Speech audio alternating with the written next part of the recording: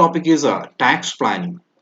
Tax planning എന്ന് പറയുന്ന കൺസെപ്റ്റിനെ പറ്റിയും എന്താണ് ടാക്സ് പ്ലാനിങ്, ഏതൊക്കെ ഏരിയയിലാണ് ഇത് അപ്ലൈ ചെയ്യുന്നത്, ദെൻ അതിനുശേഷം methods of double tax avoidance, അങ്ങനെയുള്ള കുറച്ച് ഏരിയസ് ആണ് ഇന്ന് നമ്മൾ ഡിസ്കസ് ചെയ്യുന്നത്. So let start tax planning. First of all, tax planning means it's an arrangement of financial activities in such a way that maximum tax benefit is enjoyed by making all financial provisions in tax laws. So, all beneficial provisions in tax laws. Tax law is എല്ലാ beneficial ആയിട്ടുള്ള provisions ഉപയോഗിച്ചുകൊണ്ട് income tax ആയാലും tax ലോയുമായി ബന്ധപ്പെട്ട് വരുന്ന എന്തൊക്കെ provisions ഉണ്ട്, നമുക്ക് എവിടെയൊക്കെ ഇൻവെസ്റ്റ് ചെയ്ത് കഴിഞ്ഞാൽ ബെനിഫിറ്റ് കിട്ടും, ഇതൊക്കെ കൃത്യമായിട്ട് മനസ്സിലാക്കിക്കൊണ്ട് ഒരു സിസ്റ്റമാറ്റിക് ഇൻവെസ്റ്റ്മെന്റ് പ്ലാൻ ക്രിയേറ്റ് ചെയ്യുകയാണെങ്കിൽ അതിനെയാണ് ടാക്സ് പ്ലാനിങ് എന്ന് പറയുന്നത്. നമ്മളുടെ ഇൻകത്തിൽ നിന്നും 80C to 80U വരെ വരുന്ന ഡിഫറെന്റ് ഡിഡക്ഷൻസ് ഉണ്ട്. ആ ഡിഡക്ഷൻസ് ഒക്കെ അവെയിൽ ചെയ്യാവുന്ന രീതിയിൽ നമ്മൾ ഒരു ഇൻവെസ്റ്റ്മെന്റ് പ്ലാൻ ക്രിയേറ്റ് ചെയ്യുക. സോ ദാറ്റ് നമ്മൾ പേ ചെയ്യുന്ന ടാക്സിൽ നിന്നും നമുക്ക് ഈ ഒരു ഇൻവെസ്റ്റ്മെന്റ് വഴി ഡിഡക്ഷൻസ് ഗെയിൻ ചെയ്യുന്നത് വഴി പതുക്കെ ടാക്സ് ബർഡൻ കുറയ്ക്കാൻ സാധിക്കും. ഇത്തരത്തിലുള്ള ആക്ടിനെയാണ് നമ്മൾ ടാക്സ് പ്ലാനിങ് എന്ന് പറയുന്നത്. So it is an arrangement of financial activities in such a way that maximum tax benefits are enjoyed by making use of all beneficial provisions in tax laws. Income tax ലോയുമായി ബന്ധപ്പെട്ട് വരുമ്പോൾ there are many provisions, like നിങ്ങളിപ്പോ ഒരു example പറയുകയാണെങ്കിൽ long time അല്ലെങ്കിൽ ഇൻഷുറൻസിനകത്ത് invest ചെയ്യുവാണെങ്കിൽ നിങ്ങൾക്ക് ഇത്രയും deduction കിട്ടും, അല്ലെങ്കിൽ പോസ്റ്റ് ഓഫീസ് സേവിംഗ് സ്കീമിൽ ഇൻവെസ്റ്റ് ചെയ്യുവാണെങ്കിൽ നിങ്ങൾക്ക് ഡിഡക്ഷൻ ഗെയിൻ ചെയ്യാൻ പറ്റും. അങ്ങനെയുള്ള ഒരുപാട് പ്രൊവിഷൻസ് ഇൻകം ടാക്സ് പ്രകാരമുണ്ട്. ഇത്തരത്തിലുള്ള പ്രൊവിഷൻസിന് ഇതെല്ലാം ബെനിഫിഷ്യൽ പ്രൊവിഷൻസ് ആണ്. ഇതിന്റെ എല്ലാത്തിന്റെയും ഈ പറയുന്ന പ്രൊവിഷൻസ് ഒക്കെ യൂസ് ചെയ്തുകൊണ്ട് നമ്മളുടെ ടാക്സ് ബേർഡൻ നമ്മൾ കുറയ്ക്കുവാണെങ്കിൽ അതിനെയാണ് ടാക്സ് പ്ലാനിങ് എന്ന് പറയുന്നത്. Okay, it entitles the assessee to avail certain exemptions, deductions, rebates, relief, so that minimizes his tax liability. Basically, exemptions claim ചെയ്യുക, deductions gain ചെയ്യുക, അല്ലെങ്കിൽ rebates നേടിയെടുക്കുക, അല്ലെങ്കിൽ relief നേടിയെടുക്കുക. ഇതൊക്കെ വഴി നമ്മളുടെ ടാക്സ് ബേർഡൻ കുറയ്ക്കുന്നത് കൃത്യമായിട്ട് പ്ലാൻ ചെയ്യുവാണെങ്കിൽ അതിനെയാണ് ടാക്സ് പ്ലാനിങ് എന്ന് പറയുന്നത്. So in other words, tax planning implies compliance with the taxing provisions. ഇവിടെ ഒരിക്കലും ഒരു ഇല്ലീഗൽ ആക്ടിവിറ്റി അല്ല, നമ്മളുടെ ടാക്സ് പ്രൊവിഷൻസ് കൃത്യമായിട്ട് ഫോളോ ചെയ്യുന്നു.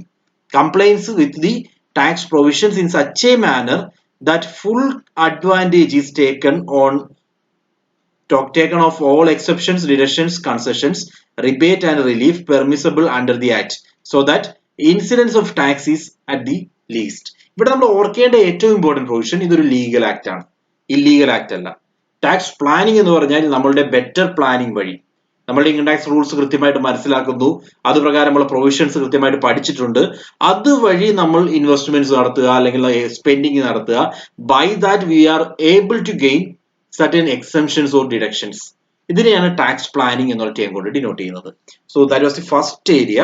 ആൻഡ് സംടൈംസ് ടാക്സ് പ്ലാനിങ്ങും ടാക്സ് അവോയ്ഡൻസും തമ്മിലുള്ള ഡിഫറൻസസ് നമ്മൾ ക്ലിയർ ആയിട്ട് മനസ്സിലാക്കേണ്ടി വരും. ബിക്കോസ് UGC നെറ്റിൽ ചിലപ്പോൾ നമ്മൾ ചോദിക്കുന്നത് ഒരു എക്സാമ്പിൾ പറഞ്ഞിട്ട് ആ എക്സാമ്പിൾ ഏതുമായി ബന്ധപ്പെട്ടാണ്, whether it is tax planning, tax avoidance or tax evasion എന്താണ് എന്ന് കൃത്യമായിട്ട് മനസ്സിലാക്കണം, എന്നാൽ മാത്രമേ അതിന് ആൻസർ ചെയ്യാൻ പറ്റൂ. So as I already said, tax planning എന്ന് പറയുന്നത് ഒരു സിസ്റ്റമാറ്റിക് വേ ആണ്. Systematic way in the sense അതൊരു അറേഞ്ച്മെന്റ് ഓഫ് ഫിനാൻഷ്യൽ ആക്ടിവിറ്റീസ് ആണ് for gaining maximum benefit. Tax benefits കിട്ടാൻ വേണ്ടി നമ്മുടെ ഫിനാൻഷ്യൽ ആക്ടിവിറ്റീസിനെ അറേഞ്ച് ചെയ്യുന്നു. ഓക്കെ, അവിടെ നമ്മൾ യൂസ് ചെയ്യുന്ന ടൂൾ ഡിഡക്ഷൻസ് എന്തൊക്കെയാണെന്ന് മനസ്സിലാക്കുന്നു, അതേപോലെ എക്സംഷൻസ് അലോ ചെയ്തിരിക്കുന്ന ഏരിയാസ് മനസ്സിലാക്കുന്നു, അതേപോലെ കൺസെഷൻ ഉള്ളത്, ടാക്സ് ഹോളിഡേസ് ഉള്ളത്, അതേപോലെ റിബേറ്റ്സ് അലോ ചെയ്തിട്ടുള്ള ഏരിയാസ്, ഇതെല്ലാം കൃത്യമായിട്ട് മനസ്സിലാക്കുന്നത് വഴിയാണ് ഇത്തരത്തിലൊരു ഇൻവെസ്റ്റ്മെന്റ് പോസിബിൾ ആവുന്നത്. This is called tax planning.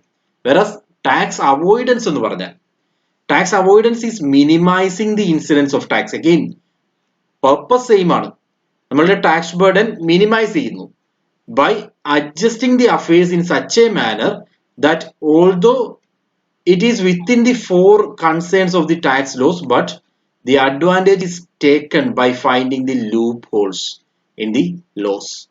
നിയമപരമായിട്ട് എന്ന് നമുക്ക് പറയാം, ടാക്സ് ലോയുടെ അഡ്വാൻറ്റേജ് തന്നെയാണ് കിട്ടുന്നത്. പക്ഷെ ഇവിടെ ഉപയോഗിക്കുന്നത് ലൂപ്പ് ഹോൾസ് ആണ്. ടാക്സ് പ്രകാരം നമുക്ക് കണ്ടെത്താൻ സാധിക്കുന്ന ലൂപ്പ് ഹോൾസ് ഉപയോഗിച്ചുകൊണ്ട് ടാക്സിലെ പോരായ്മകൾ കൊണ്ട് നമ്മൾ ബെനിഫിറ്റ് നേടിയെടുക്കുന്നു. ഇതിനെയാണ് ടാക്സ് അവോയ്ഡൻസ് എന്ന് പറയുന്നത്. Whereas tax planning is a positive activity, systematic activity, where we are using the exemptions already available under the tax regime. പക്ഷെ ഇവിടെ നമ്മൾ യൂസ് ചെയ്യുന്നത് ടാക്സ് റെജീമിലെ ലൂപ്പ് ഹോൾസ് ആണ്. അതായത് നമ്മളിവിടെ ലോ ബ്രേക്കിംഗ് എന്ന് നമുക്ക് പറയാൻ പറ്റില്ല, എന്നാലും നമ്മൾ ചെയ്യുന്നത് എത്തിക്കൽ അല്ല, എത്തിക്കൽ ആണെന്ന് നമുക്ക് പറയാൻ സാധിക്കില്ല. Okay, the shortest definition of tax avoidance is that it is the art of dodging tax without breaking law. I mean, tax കുറയ്ക്കാനുള്ള ഒരു ആക്ടിവിറ്റി. ഡോജിങ് ടാക്സ് മീൻസ് നമ്മളൊരു ടാക്സ് ഒളിപ്പിക്കുന്നു എന്ന് പറയുന്നതാണ് ബെറ്റർ. ലൂപ്പ് ഹോൾസ് ഉപയോഗിച്ചുകൊണ്ട് ലോ ബ്രേക്ക് ചെയ്യാതെ തന്നെ നമ്മൾ tax ഒളിപ്പിക്കുന്നു. ഇത്തരത്തിലുള്ള ആക്ടിവിറ്റിയാണ് നമ്മൾ ടാക്സ് അവോയ്ഡൻസ് എന്ന് പറയുന്നത്. This is not tax evasion. Tax ഇവേഷനുമല്ല, ടാക്സ് പ്ലാനിങ്ങുമല്ല, എന്നാൽ ഇവിടെ ഒരു എത്തിക്കൽ ആസ്പെക്ട് മിസ്സിംഗ് ആണ്. Then, in case of tax avoidance, the taxpayer apparently circumvent the law without giving rise to a criminal offense by the use of a scheme, arrangement, or device, often of a complex nature, but where the main purpose is to defer, reduce, or completely avoid the tax payable under the law. So, ഇവിടെ ഉപയോഗിക്കുന്ന tool ഒന്ന് ആലോചിച്ച് നോക്കാം. എങ്ങനെയാണ് ഇത്തരത്തിലുള്ള tax അവോയ്ഡൻസിലേക്ക് എത്തുന്നതെന്ന് വെച്ച് കഴിഞ്ഞാൽ, ഇവിടെ ഒരു ക്രിമിനൽ ഒഫൻസ് ക്രിയേറ്റ് ചെയ്യുന്നില്ല, പക്ഷേ ഇദ്ദേഹം സർക്കംവീൻ ചെയ്യുന്നുണ്ട്. നിയമത്തിന്റെ ഇടയിലൂടെ പോയി നിയമത്തിൽ പറയുന്ന വഴികളിൽ നിയമത്തിൽ ചില ലൂപ്പ് ഹോൾസ് ഉണ്ടാവും. ആ ലൂപ്പ് ഹോൾസ് ഉപയോഗിച്ചുകൊണ്ട് നിയമം ബൈപ്പാസ് ചെയ്യുന്നു. Okay, but there is no criminal act ഇല്ല.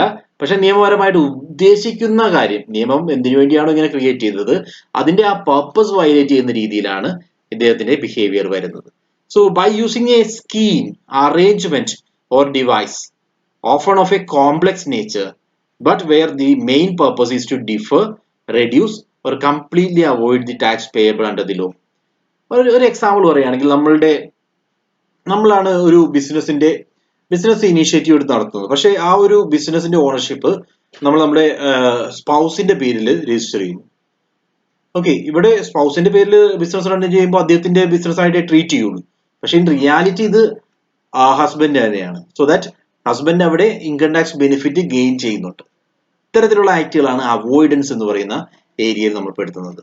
So the basic aim is to reduce, burden reduce ചെയ്യുക ബൈ ഫൈൻഡിങ് ലൂപ്പ് ഹോൾസ്. ആ ലൂപ്പ് ഹോൾസ് ആണ് ഇവിടെ ഓർക്കേണ്ടത്. That's how it is different from tax planning. Clear ആണോ? രണ്ട് ടേംസും. Okay, let's move on. Third term is tax evasion. So tax evasion എന്തായിരിക്കും? ഇവിടെ രണ്ടിടത്തും പറയാത്ത ഏരിയ, അതായത് ഇതൊരു ക്രിമിനൽ ഒഫൻസ് ആണ്. ദാറ്റ് മീൻസ് ഇതൊരു ഇന്റൻഷണൽ ഓർ ഡിസോണസ്റ്റ് മീനിലുള്ള ഒരു ആക്ട് ആണ്. unscrupulous citizens evade their tax liability by dishonest means. നമ്മൾ ടാക്സ് വെട്ടിക്കുക എന്ന് പറയില്ലേ, ആ ആക്ട് ആണ് ആക്ച്വലി ടാക്സ് ഇവേഷൻ കൊണ്ട് ഉദ്ദേശിക്കുന്നത്. കൺസീൽമെന്റ് ഓഫ് ഇൻകം, നമ്മൾ ഇൻകം ഒളിപ്പിച്ചു വെക്കുന്നു. അല്ലെങ്കിൽ inflation of expenses to surpass income, നമുക്ക് ആക്ച്വലി വന്ന എക്സ്പെൻസിനേക്കാൾ കൂടുതൽ എക്സ്പെൻസ് കാണിക്കുന്നു. റിയലി വന്ന എക്സ്പെൻസിനേക്കാൾ കൂടുതൽ എക്സ്പെൻസ് കാണിക്കുമ്പോൾ ഇൻകം കുറയുവാണ്. That is another way. Third, falsification of അക്കൗണ്ട്സിൽ വേരിയേഷൻസ് വരുത്തുന്നു. അക്കൗണ്ട്സ് മൊത്തം തെറ്റാക്കുന്നു, മിസ്റ്റേക്സ് ഉണ്ടാക്കുന്നു. നമ്മൾ വിൻഡോ ഡ്രസ്സിംഗ് എന്നൊക്കെ പറയില്ലേ, അത്തരത്തിലുള്ള activities. And finally conscious violation of rules, നിയമങ്ങളെ അറിഞ്ഞുകൊണ്ട് മനഃപൂർവ്വം വ്യതിചലിച്ച് പെരുമാറുന്നു. സോ റൂൾ വയലേറ്റ് ചെയ്യുന്നു. So these are the ways where a person can commit tax evasion. Then these devices are unethical and how to be condemned. Because we know ഇതൊരു tax വെട്ടിക്കലാണ്. നികുതി വെട്ടിക്കൽ എന്ന് പറയുമ്പോൾ തന്നെ അയാൾക്ക് കിട്ടിയ ഇൻകം അദ്ദേഹം പുറത്ത് കാണിക്കുന്നില്ല, അല്ലെങ്കിൽ അദ്ദേഹത്തിനുള്ള ഇൻകത്തേക്കാൾ കൂടുതൽ എക്സ്പെൻസുകൾ കാണിക്കുന്നു. ആ എക്സ്പെൻസുകൾ ജെന്യുവിൻ അല്ല, അല്ലെങ്കിൽ അക്കൗണ്ട്സ് മാനിപ്പുലേറ്റ് ചെയ്യുന്നു. ഇവിടെയെല്ലാം ഒരു ഫ്രോഡ് ടൈപ്പ് ആക്ടിവിറ്റി ക്രിയേറ്റ് ചെയ്യപ്പെടുന്നുണ്ട്. The court also do not favour such unethical means. Evasion once proved not only attracts heavy penalties but also may lead to prosecution. So ഇത്തരത്തിലുള്ള evasion വന്നു കഴിഞ്ഞാൽ that we know court പ്രോസിക്യൂഷനിലേക്ക് പോകും, നിയമ നടപടികൾ ഇവർക്കെതിരെ സ്വീകരിക്കും. Okay, ഇതാണ് ടാക്സ് ഇവേഷനുമായി ബന്ധപ്പെട്ട് ഓർക്കേണ്ടത്. So let's compare tax evasion, tax avoidance and tax planning. മൂന്നുമായിട്ട് കമ്പയർ ചെയ്യുമ്പോൾ ടാക്സ് പ്ലാനിങ് ആയാലും ടാക്സ് അവോയ്ഡൻസ് ആയാലും both are legal, right? And I already told you unethical ആണ് ടാക്സ് അവോയ്ഡൻസ്. എത്തിക്സ് എന്ന് പറയുന്ന ആസ്പെക്റ്റിലാണ് ടാക്സ് അവോയ്ഡൻസ് പ്രശ്നമായിട്ട് വരുന്നത്. വെറസ് ടാക്സ് പ്ലാനിങ് എന്ന് പറയുന്നത് എത്തിക്കലാണ്. ഓക്കെ, സോ ബേസിക് ഡിഫറൻസ് ഈ രണ്ട് പോയിന്റുകളിൽ ഓർക്കുക. ഒന്നാമതായിട്ട് ലീഗൽ ആസ്പെക്ട്സ്, ലീഗലായിട്ട് നമുക്ക് ചെയ്യാവുന്നത് ബൈ ടാക്സ് പ്ലാനിങ് ആണ് ഏറ്റവും ലീഗൽ. നമുക്ക് അറിഞ്ഞുകൊണ്ട് കൃത്യമായിട്ട് വരാവുന്ന ഇൻകംസ് എല്ലാം കാൽക്കുലേറ്റ് ചെയ്തുകൊണ്ട് അതനുസരിച്ച് ഇൻവെസ്റ്റ്മെന്റ് നടത്തി നമ്മൾ നമ്മളുടെ ഇൻകത്തെ പ്ലാൻ ചെയ്യുന്നു. ടാക്സ് അവോയ്ഡൻസ് എന്ന് പറയുമ്പോൾ നമ്മൾ ലൂപ്പ് ഹോൾസ് ഉപയോഗിച്ചുകൊണ്ട് ടാക്സ് ബെനിഫിറ്റ് ഗെയിൻ ചെയ്യുവാണെങ്കിൽ അതിനെയാണ് ടാക്സ് അവോയ്ഡൻസ് എന്ന് പറയുന്നത്. Tax evasion is illegal, unethical ആണ്, ഇല്ലീഗൽ ആണ്, നമുക്ക് ഒരിക്കലും ചെയ്യാൻ പാടില്ലാത്തൊരു ആക്ടാണ്. ഓക്കെ, ദെൻ ടാക്സ് പ്ലാനിങ്ങിന്റെ ഇന്റൻഷൻ എന്താണ്? There is no intention to defeat legal spirit because it is legal. Legal spirit, ലീഗാലിറ്റിക്ക് എഗെയിൻസ്റ്റ് ആയിട്ട് ആക്ട് ചെയ്യാൻ ഒരു ഇന്റൻഷനേ ഇല്ല. പക്ഷേ ടാക്സ് അവോയ്ഡൻസ് ആയാലും ടാക്സ് ഇവേഷൻ ആയാലും ലീഗാലിറ്റിക്ക് എഗെയിൻസ്റ്റ് ആയിട്ടാണ് ആക്ട് ചെയ്യുന്നത്. Because we already said tax avoidance എന്ന് പറയുന്നത് ലൂപ്പ് ഹോൾസ് ഉപയോഗിച്ചുകൊണ്ട് നിയമം എന്തിനു വേണ്ടിയാണോ ക്രിയേറ്റ് ചെയ്തത് ആ പർപ്പസിനെതിരെയാണ് ആക്ട് ചെയ്യപ്പെടുന്നത്. അതേപോലെ ടാക്സ് ഇവേഷൻ ആയാലും. Then by taking legitimate benefit of income tax law, income tax ലോയുടെ ബെനിഫിറ്റ്സ് നിയമപരമായിട്ട് നേടിയെടുക്കുന്നതാണ് ടാക്സ് പ്ലാനിങ് എന്ന് പറയുന്നത്.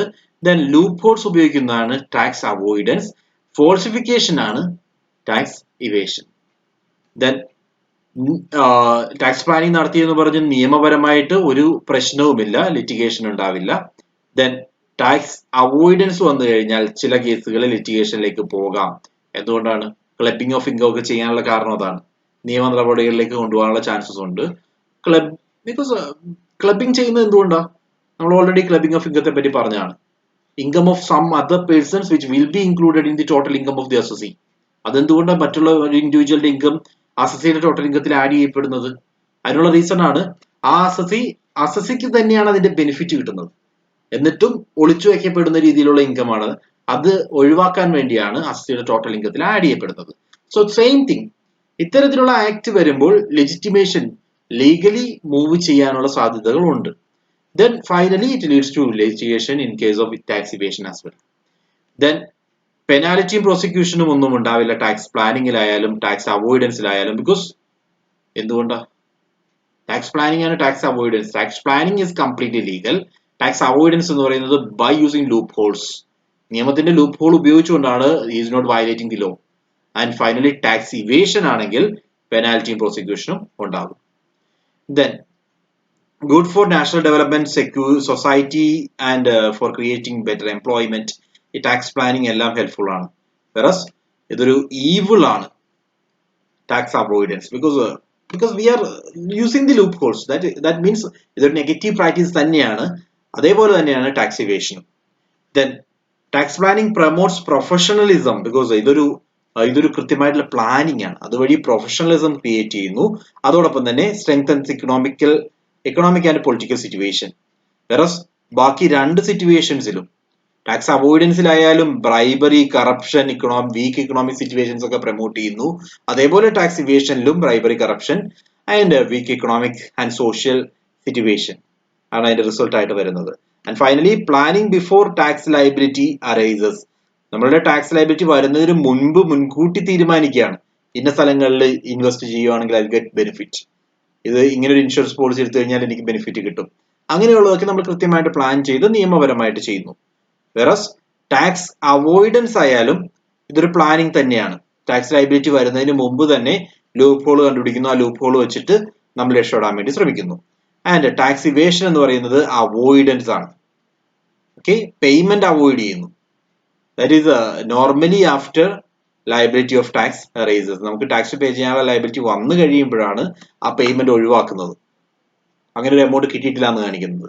സോ ആ ഇവന്റ് ഹാപ്പൻ ചെയ്ത് കഴിഞ്ഞിട്ടായിരിക്കും നോർമലി ടാക്സ് ഇവേഷൻ വരുന്നത്. ടാക്സ് അവോയ്ഡൻസ് ആയാലും പ്ലാനിങ് ആയാലും ഇവന്റ് ഹാപ്പൻ ചെയ്യുന്നതിന് മുമ്പ് തന്നെ നമ്മൾ ചെയ്യും. ഓക്കെ, സോ മൂന്നും തമ്മിലുള്ള ഡിഫറൻസസ് ക്ലിയർ ആണോ? ഏതെങ്കിലും ഒരെണ്ണം സ്ഥിരമായിട്ട് കാണാറുണ്ട്? Tax planning, tax avoidance or evasion. Any doubts?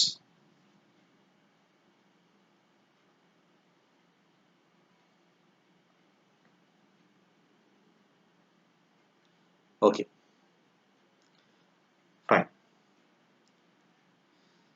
Next term is tax management. Tax planning നമ്മൾ പറഞ്ഞു. What is tax management? Management refers to the compliances with Tax management refers to the compliances with the statutory provision of law. നിയമപരമായിട്ട് നമ്മൾ ചെയ്യേണ്ട കാര്യങ്ങളെല്ലാം കൃത്യമായിട്ട് ചെയ്യുന്ന ഒരു രീതി, അതിനെയാണ് നമ്മൾ ടാക്സ് മാനേജ്മെന്റ് എന്ന് പറയുന്ന ടേം കൊണ്ട് ഡിനോട്ട് ചെയ്യുന്നത്. While tax planning is optional, tax management is mandatory. It includes maintenance of accounts, filing of return, payment of taxes, deduction of tax at source, timely payment of advance tax, etc. So, while we discussing or while we differentiating tax planning and tax management, you need to know that tax planning എന്ന് പറയുന്നത് നമ്മളുടെ initiative എടുത്ത് ചെയ്യുന്ന activities. എന്നാൽ tax management എന്ന് പറയുന്നത് legally binding ആണ്. Legally നമ്മൾ സപ്പോസ്ഡ് ടു ഡു. നമ്മൾ നമ്മളുടെ ബുക്സ് മെയിൻറ്റെയിൻ ചെയ്യുക, നമ്മുടെ അക്കൗണ്ട്സ് മെയിൻറ്റെയിൻ ചെയ്യുക, ദെൻ നമ്മുടെ റിട്ടേൺസ് കൃത്യമായിട്ട് ഫയൽ ചെയ്യുക, ദെൻ TDS പേ ചെയ്യുക, അതേപോലെ അഡ്വാൻസ് പേയ്മെന്റ് ഓഫ് ടാക്സ് ഉണ്ടെങ്കിൽ അത് പേ ചെയ്യുക. ഇതെല്ലാം നിയമപരമായിട്ട് നമ്മൾ ചെയ്യേണ്ടതാണ്. അത് നിയമപരമായിട്ട് ഫോളോ ചെയ്യുന്ന രീതിയാണ് നമ്മൾ ടാക്സ് മാനേജ്മെന്റ് എന്ന് പറയുന്നത്. സോ ടാക്സ് പ്ലാനിങ് ഓപ്ഷണൽ ആണെന്ന് പറയാം, because that is completely depending upon the person. ആ ഇൻഡിവിജ്വൽ ആണ് അത് പ്ലാൻ ചെയ്യുന്നത്. വെറസ് ടാക്സ് മാനേജ്മെന്റ്, ഈ ഫയലിംഗ് ഓഫ് റിട്ടേൺ ആയാലും അതേപോലെ ബുക്സ് ഓഫ് അക്കൗണ്ട്സ് മെയിൻറ്റെയിൻ ചെയ്യലായാലും ഇതെല്ലാം എല്ലാ ഇൻഡിവിജ്വൽസും ചെയ്തിരിക്കണം. Individual in the sense company ആകാം. കോർപ്പറേറ്റ്സിനെ പറ്റിയാണ് കൂടുതലായിട്ട് നമ്മൾ ഡിസ്കസ് ചെയ്യുന്നത്. നമ്മളുടെ ടോപ്പിക്കിൽ തന്നെ പറയുന്നത് കോർപ്പറേറ്റ്സിനെ പറ്റിയാണ്. So tax management is directly related to corporates.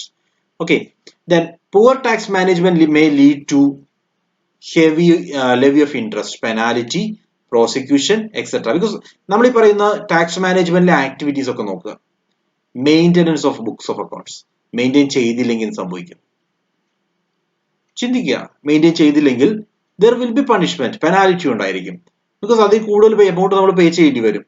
കൃത്യമായിട്ട് ബുക്സ് ഫയൽ ചെയ്യേണ്ടി വരും. ദെൻ ഫയലിംഗ് ഓഫ് റിട്ടേൺ ടൈമിൽ ഫയൽ ചെയ്തില്ലെങ്കിൽ അതിനും പണിഷ്മെന്റ് ഉണ്ടായിരിക്കും.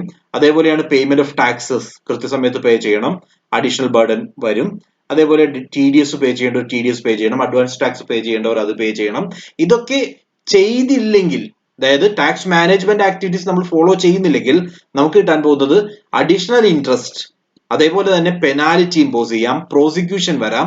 ഇതൊക്കെയായിരിക്കും അതിന്റെ അൾട്ടിമേറ്റ് റിസൾട്ട് ആയിട്ട് വരുന്നത്. In some cases, it may lead to heavy financial loss if proper compliance is not made. Example, if a loss return is not filed. Loss return എന്താ? What is loss return? Or you can say return on loss. Income tax return നമ്മൾ കമ്പനികളെ സംബന്ധിച്ച് income earn ചെയ്യുകയാണെങ്കിലും loss ആണെങ്കിലും file ചെയ്യണം. Loss ആണെങ്കിൽ ആ return file ചെയ്താൽ മാത്രമേ ഫ്യൂച്ചറിൽ നമുക്ക് ആ ഒരു ലോസ് ഫോർവേഡ് ചെയ്യാൻ സാധിക്കൂ, ക്യാരി ഫോർവേഡ് ചെയ്യാൻ പറ്റൂ. ക്യാരി ഫോർവേഡിങ് ഓഫ് ലോസ് എന്ന് പറയും. റിട്ടേൺ സബ്മിറ്റ് ചെയ്തിട്ടില്ലെങ്കിൽ അത്തരത്തിൽ ഒരു ലോസ് നമുക്ക് ഫ്യൂച്ചർ ഇയറിലേക്ക് ക്യാരി ഫോർവേഡ് ചെയ്യാൻ സാധിക്കില്ല. സോ ഇവിടെ ഓർക്കേണ്ടത്, if a loss return is not filed in time, it may result in financial loss because such loss will not be allowed to carry forwards. അടുത്ത വർഷത്തേക്ക് നമുക്ക് അത് കൊണ്ടുപോകാൻ സാധിക്കില്ല. ഇപ്പൊ ബിസിനസ് ഇൻകത്തിൽ ഒരു ലോസ് സംഭവിക്കുകയാണ്, നമ്മളുടെ ആ ഒരു സ്റ്റേറ്റ്മെന്റ് എപ്പോഴും മനസ്സിലുണ്ടാവണം. 5 heads of income, deductions, ഇതൊക്കെ നമ്മുടെ മനസ്സിലുണ്ടാവണം. അതിന് ബിസിനസ് ഇൻകത്തിൽ ഒരു ലോസ് സംഭവിക്കുകയാണെങ്കിൽ അടുത്ത വർഷത്തേക്ക് നമുക്ക് അത് ക്യാരി ഫോർവേഡ് ചെയ്യാം. പക്ഷേ ലോസ് ആണെന്ന് പറഞ്ഞ് നമ്മൾ ആ ഒരു റിട്ടേൺ സബ്മിറ്റ് ചെയ്യുന്നില്ലെങ്കിൽ ഇൻകം ടാക്സ് അതോറിറ്റി എങ്ങനെ അറിയാം ലോസ് ആണെന്ന്? റിട്ടേൺ കൃത്യസമയത്ത് സബ്മിറ്റ് ചെയ്താൽ മാത്രമേ ആ ലോസ് അവർക്ക് ക്ലെയിം ചെയ്യാൻ സാധിക്കൂ. ലോസ് ക്ലെയിം ചെയ്താലേ അടുത്ത വർഷം നമുക്ക് പ്രോഫിറ്റ് ഉണ്ടെങ്കിൽ ആ പ്രോഫിറ്റിൽ നിന്നും ഈ ലോസ് ഡിഡക്ട് ചെയ്യാൻ സാധിക്കൂ. So otherwise they will have to pay more, കൂടുതൽ ടാക്സ് പേ ചെയ്യേണ്ടി വരും. That's why proper tax management is must. Okay, I think you got the point, right? Okay, then Let's check the objectives of tax planning. Tax planning and tax management we will discuss in the because tax management is a must. Our tax management activity എങ്ങനെ നമ്മൾ plan ചെയ്യുന്നു okay എങ്ങനെ നമ്മൾ മുൻപോട്ട് കൊണ്ടുപോകുന്നു അതാണ് നമ്മൾ check ചെയ്യാൻ പോകുന്നത് then what are the objectives of tax planning reduction of tax liability we know that tax liability minimize ചെയ്യുക കൃത്യമായിട്ട് പ്ലാൻ ചെയ്യുന്നത് വഴി നമുക്ക് investment proper avenues ൽ നടത്തി കഴിഞ്ഞാൽ we can reduce our tax burden then minimization of litigation നമുക്കെതിരെ കേസുകളൊന്നും വരാൻ പാടില്ല സോ കൃത്യമായിട്ട് കാര്യങ്ങൾ നടത്തുന്നു നിയമ നടപടികൾ ഒഴിവാക്കാൻ വേണ്ടി then പ്രൊഡക്റ്റീവ് ഇൻവെസ്റ്റ്മെന്റ് നമ്മുടെ ഇൻവെസ്റ്റ്മെന്റ് മാക്സിമം റിട്ടേൺ കിട്ടുക ടാക്സ് കുറച്ചിട്ട് ഇൻവെസ്റ്റ്മെന്റ് എങ്ങനെ പ്ലാൻ ചെയ്യണം അതും നമുക്ക് ടാക്സ് പ്ലാനിംഗ് വഴി സാധിക്കും then healthy growth of economy and finally economic stability all these are the objectives of tax planning. Then factors on the basis of which tax planning is done. നമ്മൾ ഈ tax planning conduct ചെയ്യുമ്പോൾ എന്തൊക്കെ factors ആണ് cross check ചെയ്യേണ്ടത് നോക്കുകയാണെങ്കിൽ residential status and citizenship of assessee individual non resident ആണോ resident ആണോ അതോ നോട്ട് ഓർഡിനറി റെസിഡന്റ് ആണോ ഈ മൂന്ന് കാര്യങ്ങളിലും മൂന്ന് വേയിലും ഇൻകം ടാക്സ് ലയബിലിറ്റി ഡിഫറെന്റ് ആണെന്ന് നമുക്കറിയാം ഓക്കെ ഇൻകം ടാക്സ് ലയബിലിറ്റി മൂന്ന് സിറ്റുവേഷനിലും ഡിഫറെന്റ് ആണ് in such an aspect ആ ഒരു തിങ് ആണ് ഫസ്റ്റ് തിങ് ആയിട്ട് നമ്മൾ ഓർക്കേണ്ടത് അത് ഇതിന്റെ റെസിഡൻഷ്യൽ സ്റ്റാറ്റസും അതേപോലെ സിറ്റിസൺഷിപ്പും then heads of income assets to be included in computing net wealth നെറ്റ്വെൽത്തിനകത്ത് വരുന്ന എന്തൊക്കെ അസറ്റ്സ് ഇൻഡിവിജ്വലിന്റെ പേരിലുണ്ട് അതെല്ലാം നമ്മൾ ക്രോസ് ചെക്ക് ചെയ്യണം then latest legal position ഇപ്പോഴുള്ള നിയമ സിറ്റുവേഷൻ എങ്ങനെയാണ് എന്തൊക്കെ മാറ്റങ്ങളാണ് വന്നിട്ടുള്ളത് അത് നമ്മളിപ്പോ ഇപ്പൊ ജസ്റ്റ് പറയുകയാണെങ്കിലും യു നോ ദാറ്റ് റെസിഡൻഷ്യൽ സ്റ്റാറ്റസുമായി ബന്ധപ്പെട്ട് ആ ഒരു ടൈം ബൗണ്ട് NRIസിന്റെ ടൈം ചേഞ്ചസ് വന്നതായിട്ട് നമ്മൾ ഡിസ്കസ് ചെയ്തിരുന്നു ഇതൊക്കെ ഒന്ന് റിവൈസ് ചെയ്യണം കേട്ടോ മറക്കരുത് അതൊക്കെ വളരെ റെലവെന്റ് ആണ് ഈ എക്സാമിന് ബിക്കോസ് അത് ഓൾറെഡി റീസെന്റ് സംഭവിച്ച ഒരു ഇഷ്യൂ ആണ് സോ അതുമായി ബന്ധപ്പെട്ട് കൂടുതൽ അറിഞ്ഞിരിക്കുക റെസിഡൻഷ്യൽ സ്റ്റാറ്റസുമായി ബന്ധപ്പെട്ട് വന്നിട്ടുള്ള ചേഞ്ചസ് നമ്മൾ നമ്മുടെ ഫസ്റ്റ് സെഷനിൽ തന്നെ ഡിസ്കസ് ചെയ്തതാണ് okay then what are the forms of investment then substance നെ പറ്റി അങ്ങനെയുള്ള കാര്യങ്ങളെല്ലാം കൃത്യമായിട്ട് നോക്കണം അതൊക്കെ നോക്കിയായിരിക്കും നമ്മൾ പ്ലാനിംഗ് നടത്തുന്നത് ടാക്സ് പ്ലാനിംഗ് നടത്തുന്നത് സോ ടാക്സ് പ്ലാനിങ്ങുമായി ബന്ധപ്പെട്ട് അല്ലെങ്കിൽ tax planning is related to management decision right നമ്മൾ പ്ലാൻ ചെയ്യാന്ന് പറഞ്ഞാൽ മാനേജ്മെന്റ് ഡിസിഷനുമായി ബന്ധപ്പെട്ടാണ് ഓരോ ഡിസിഷൻസ് എടുത്തിട്ട് എങ്ങനെയായിരിക്കും അത് പ്ലാൻ ചെയ്യേണ്ടത് എന്നാണ് നമ്മൾ ഇനി ചെക്ക് ചെയ്യാൻ പോകുന്നത് ബിക്കോസ് നമ്മുടെ സിലബസിൽ അത് പറയുന്നുണ്ട് so let's check capital structure what do you mean by capital structure it's called the composition നമ്മൾ എങ്ങനെയാണ് ക്യാപിറ്റലിനെ അറേഞ്ച് ചെയ്തിരിക്കുന്നത് ആ കോമ്പോസിഷനെയാണ് നമ്മൾ ക്യാപിറ്റൽ സ്ട്രക്ചർ എന്ന് പറയുന്നത് equity capital debt capital preference capital ഇതൊക്കെ എങ്ങനെയാണ് നമ്മൾ അറേഞ്ച് ചെയ്തിരിക്കുന്നത് എത്ര പോർഷൻ വരുന്നുണ്ട് ആ ഒരു arrangement is called capital structure so while selecting a particular capital structure ഇക്വിറ്റിയോ പ്രിഫറൻസോ അല്ലെങ്കിൽ അതിന്റെ കോമ്പിനേഷൻ എങ്ങനെയാണ് അത് സെലക്ട് ചെയ്യുമ്പോൾ the entrepreneur has to keep in view the following consideration basically ഇങ്ങനൊരു അതായത് let me tell you one thing ഈ equity preference and debt capital which is cheapest ഏതാണ് ഇതിൽ cheapest form of capital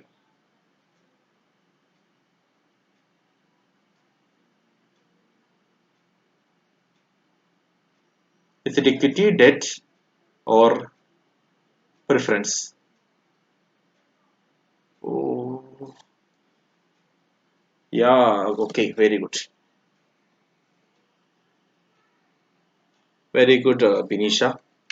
Cheapest form of capital. Cheapest capital എന്ന് പറയുന്നത് എപ്പോഴും debt capital ആണ് because എന്തുകൊണ്ടാണെന്ന് ചോദിച്ചു കഴിഞ്ഞാൽ ഡെറ്റിന് ഒരു നിശ്ചിത എമൗണ്ട് ഉണ്ട് നമ്മളൊരു ലോൺ എടുക്കുകയാണ് അല്ലെങ്കിൽ നമ്മൾ ഡിബഞ്ചർ ഇഷ്യൂ ചെയ്യുകയാണെങ്കിൽ വർഷം തോറും പേ ചെയ്യേണ്ട എമൗണ്ട് എന്ന് പറയുന്നത് കൃത്യമാണ് ആ കോസ്റ്റ് ഓഫ് ക്യാപിറ്റൽ ഏറ്റവും കുറവായിട്ട് വരുന്നത് ഡെറ്റിനാണ് വേറെ ഇക്വിറ്റി ആണെങ്കിൽ എല്ലാ വർഷവും നമുക്ക് കൂടുതൽ ഏൺ ചെയ്യുകയാണെങ്കിൽ ഡെറ്റ് എമൗണ്ടിനേക്കാൾ കൂടുതൽ പേയ്മെന്റ് നടത്തേണ്ടി വരും okay that's why cheapest source of finance എന്ന് പറയുന്നത് ഡെറ്റ് ആണ് ഇക്വിറ്റി അല്ല അങ്ങനൊരു മിസ്റ്റേക്ക് വരരുത് സോ ആ ഒരു കോമ്പിനേഷൻ എങ്ങനെ ഫിക്സ് ചെയ്യണം ആ ഒരു കോമ്പിനേഷനുമായി ബന്ധപ്പെട്ട് നമ്മൾ ഒരുപാട് കാര്യങ്ങൾ ചിന്തിക്കാനുണ്ട് വൈൽ പ്ലാനിങ് ടാക്സ് പ്ലാൻ ചെയ്യുമ്പോൾ അതുമായി ബന്ധപ്പെട്ട് നമ്മൾ കൺസിഡർ ചെയ്യുന്ന പോയിന്റ്സ് ഒന്നാമതായിട്ട് saving the capital base with consistent dividend policy.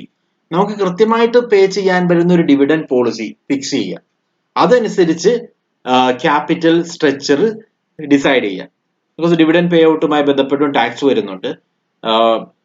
Dividend STT നമ്മൾ പറഞ്ഞിട്ടുണ്ട്, സെക്യൂരിറ്റി ട്രാൻസാക്ഷൻ ടാക്സ് പേ ചെയ്യുന്നുണ്ട്, അങ്ങനെയുള്ള ഡിവിഡൻഡ് പേയ്മെന്റ് ടാക്സ് പേ ചെയ്യുന്നുണ്ട്. സോ കമ്പനികളെ സംബന്ധിച്ച് ഡിഫറെന്റ് ടാക്സസ് വരുന്നുണ്ട്.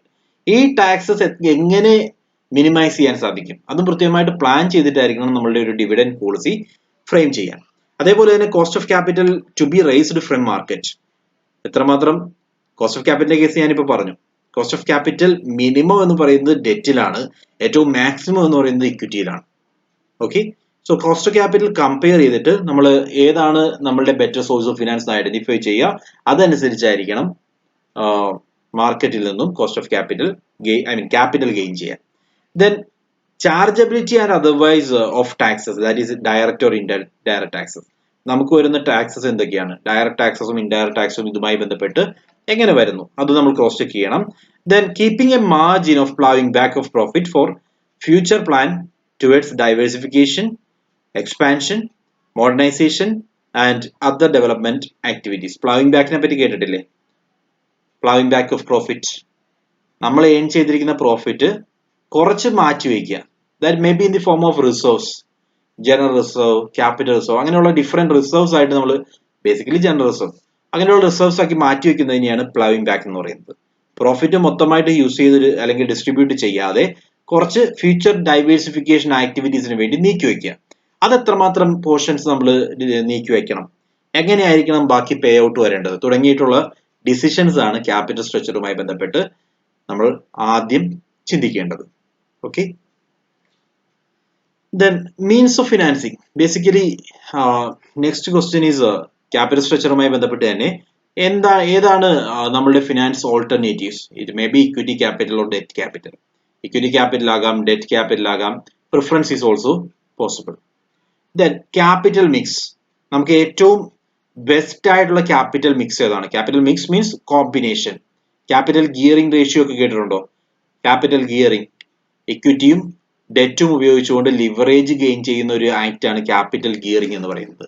ഓക്കെ, ഇക്വിറ്റി ആൻഡ് ഡെപ്റ്റ് capital, use of debt capital along with equity എന്നാണ് പറയുന്നത്. ഇക്വിറ്റിയുടെ ഒപ്പം തന്നെ ഡെറ്റും കൂടി ഉപയോഗിക്കുക. By that we will be able to gain better leverage. അതിനെയാണ് ക്യാപിറ്റൽ ഗിയറിംഗ് എന്ന് പറയുന്നത്. സോ ബേസിക്കലി ക്യാപിറ്റൽ മിക്സ് എന്ന് ഉദ്ദേശിക്കുന്നത് നല്ലൊരു ഡെറ്റ് ഇക്വിറ്റി മിക്സ് ഐഡന്റിഫൈ ചെയ്യുക. ആ നല്ല ഡെറ്റ് ഇക്വിറ്റി മിക്സ് എന്ന് പറയാനുള്ള കാരണം എന്താണ്? ബിക്കോസ് ഡെറ്റ് ആണ് നമ്മൾ യൂസ് ചെയ്യുന്ന സോഴ്സ് എങ്കിൽ we will get tax deduction. എന്തുകൊണ്ടാണ്? ഡെറ്റ് യൂസ് ചെയ്യുകയാണെങ്കിൽ ഇൻട്രസ്റ്റ് നമ്മൾ പേ ചെയ്യുന്നുണ്ട്. ഇൻട്രസ്റ്റ് എന്ന് പറയുന്നത് is exempt from tax. So interest payment നടത്തിയതിനു ശേഷം ടാക്സ് പേ ചെയ്താൽ മതി. ഓക്കെ, സോ ദാറ്റ്സ് വൈ ഇക്വിറ്റിക്ക് അങ്ങനെ ഒരു ബെനിഫിറ്റ് കിട്ടുന്നില്ല. വേറസ് ഡെറ്റിന് നമുക്ക് ടാക്സ് ബെനിഫിറ്റ് കിട്ടുന്നുണ്ട്. സോ ഇത് നോക്കിയിട്ട് വേണം നമ്മളുടെ ഇൻവെസ്റ്റ്മെന്റ് ഡിസിഷൻ തീരുമാനിക്കാൻ വേണ്ടി. ഓക്കെ, ഇത്രയുമാണ് ക്യാപിറ്റൽ സ്ട്രക്ചറുമായി ബന്ധപ്പെട്ട്. I will expect some doubts. Anything?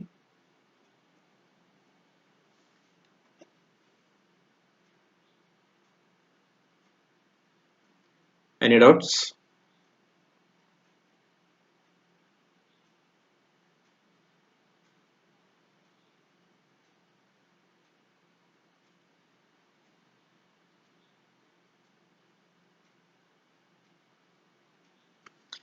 So let's move on. Next is relating to lease or buy. Lease of buy decisions. നമ്മൾ ലീസിന് എടുക്കുന്നതാണോ അതോ ആ പ്രൊഡക്റ്റ് മേടിക്കുന്നതാണോ ബെറ്റർ? അസറ്റിലുള്ള ഇൻവെസ്റ്റ്മെന്റുമായി ബന്ധപ്പെട്ടാണ്. നമ്മുടെ അസറ്റ് ലീസിന് എടുക്കണോ അതോ ആ പ്രൊഡക്റ്റ് ബൈ ചെയ്യണോ? ഇതിലേതാണ് നമുക്ക് ടാക്സ് ബെനിഫിറ്റ് തരുന്നത് എന്ന് നോക്കിക്കഴിഞ്ഞാൽ ലീസിംഗ് എന്ന് പറയുന്നത് ഇപ്പോൾ ഒരു പോപ്പുലർ ഫിനാൻസിങ് സോഴ്സ് ആയിട്ട് മാറിയിട്ടുണ്ട്. And from the lessee's point of view, ലെസ്സിയുടെ വ്യൂ പോയിന്റ് എടുക്കുകയാണെങ്കിൽ, നമ്മൾ ലീസിന് എടുക്കുകയാണെങ്കിൽ leasing has an attraction of elimination of immediate cash outflow. നമ്മൾ ആ പ്രോഡക്റ്റ് മേടിക്കണമെങ്കിൽ എത്ര രൂപ സ്പെൻഡ് ചെയ്യണം? അത്രയും ഒരു എമൗണ്ട് നമ്മളുടെ കയ്യിൽ നിന്ന് പോകുന്നില്ല. പകരം റെന്റൽ എമൗണ്ട് പേ ചെയ്താൽ മതി. ഇതാണ് ലീസിംഗിന്റെ first advantage. Okay, and the lease rentals can be claimed as an admissible expenditure against business income. So there is a deduction as well. ഇതൊക്കെ പ്ലാൻ ചെയ്യുക എന്നുള്ളതാണ് നമ്മൾ പറഞ്ഞ ടാക്സ് പ്ലാനിംഗ് കൊണ്ട് ഉദ്ദേശിക്കുന്നത്. അതായത് നമ്മൾ ലീസിങ്ങിന് എടുക്കുകയാണെങ്കിൽ മന്ത്ലി റെന്റൽ ആണ് പുറത്തേക്ക് പോകുന്നത്.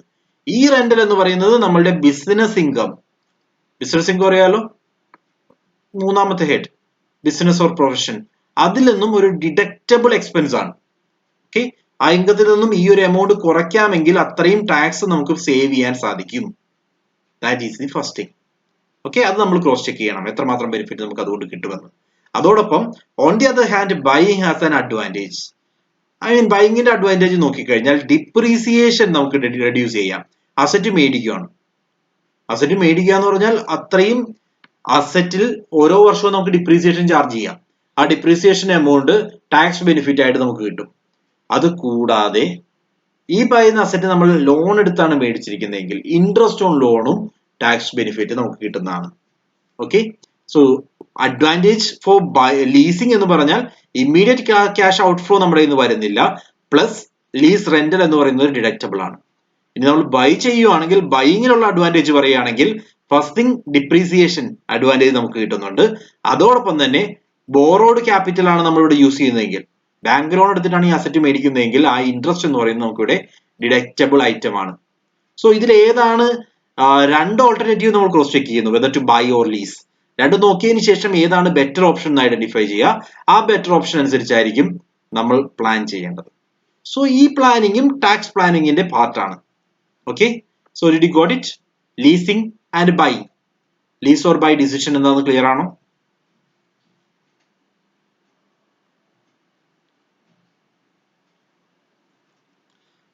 Next, okay, next is make or buy decision. Lease or buy നമ്മൾ പറഞ്ഞു, അതേപോലെ തന്നെ make or buy. Now a decision regarding the manufacturing of this component has to be taken. Component manufacture ചെയ്യുന്നതുമായി ബന്ധപ്പെട്ട്. Okay, it is decided where the part or product or component of a product should be bought from a market or should be manufactured by having necessary manufacturing facility. So that is the basic question, whether to manufacture the product or whether we should buy this. ഏതാണ് നമുക്ക് tax advantage തരുന്നത് എന്നുള്ളതാണ് നമ്മൾ ഇവിടെ ചിന്തിക്കാൻ പോകുന്നത്. അവിടെ the main consideration, ഇവിടെ വരുന്ന മെയിൻ കൺസിഡറേഷൻ എന്ന് പറയുന്നത് ഡിസിഷൻ ആയി ബന്ധപ്പെട്ട് മെയിൻ കൺസിഡറേഷൻ എന്ന് പറയുന്നത് കോസ്റ്റ് ആണ്. നമുക്ക് എത്രമാത്രം കോസ്റ്റ് ഇൻകർ ചെയ്യുന്നുണ്ട്.